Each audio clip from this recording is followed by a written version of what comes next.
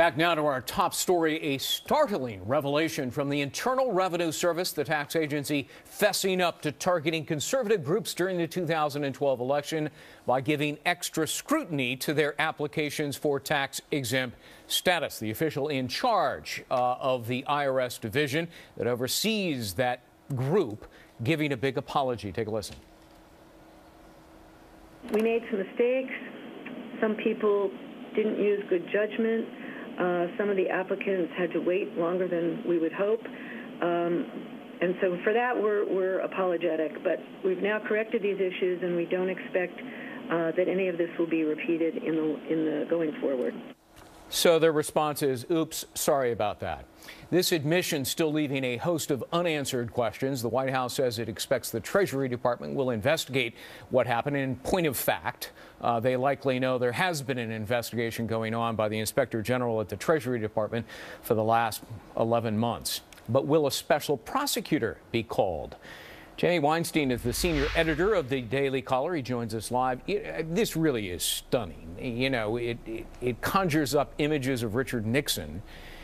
Any group that used the words Tea Party or Patriot were targeted by the IRS right in the middle of the presidential election. And, you know, you heard Lois Lerner, who heads the division. She insists, hey, this was not politically driven. Jamie, does that seem ludicrous on its face? Why else would conservative groups be targeted, for goodness sakes?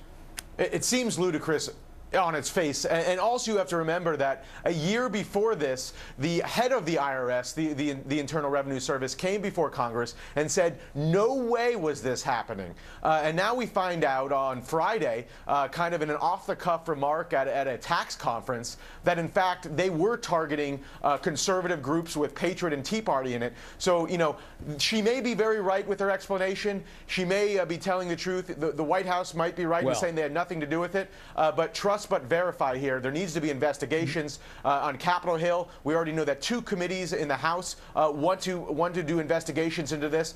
So I think there's going to be a lot more we're going to hear about this in the week ahead. Well, in point of fact, you mentioned it. The IRS commissioner is named Douglas Shulman, no longer commissioner. But he was brought before Congress last year, and he told Congress the following. We'll put it up on the screen. He said, there is absolutely no targeting. Now we know he was either incredibly misinformed or he was covering up. There seems to be a lot of that going on.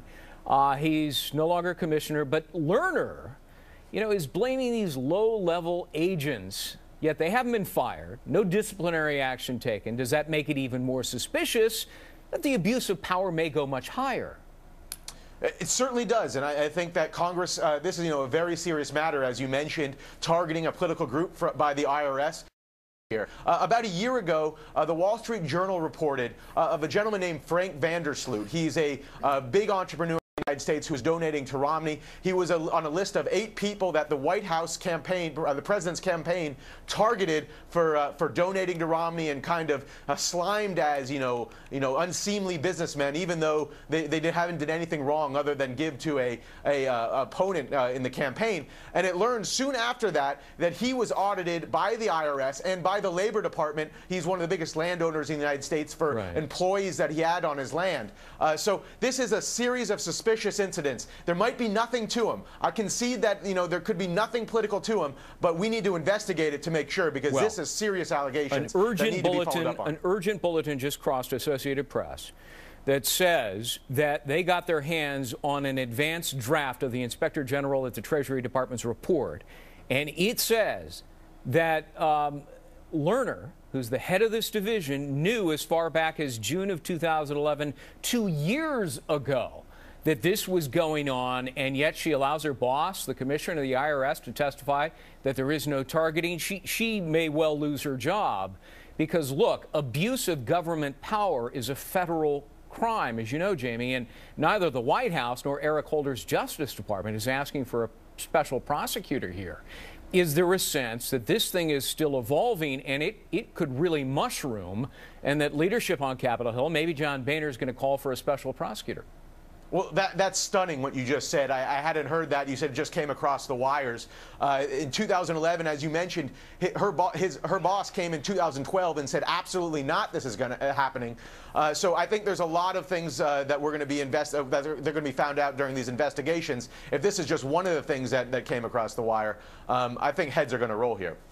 Let me just read the one line. The report says the head of the IRS division that oversees tax-exempt groups, that's Lois Lerner, learned that groups were being targeted in June of 2011, 2 years ago. It's been 2 years, and she's known it all along. All right, Jamie Weinstein, thanks very much.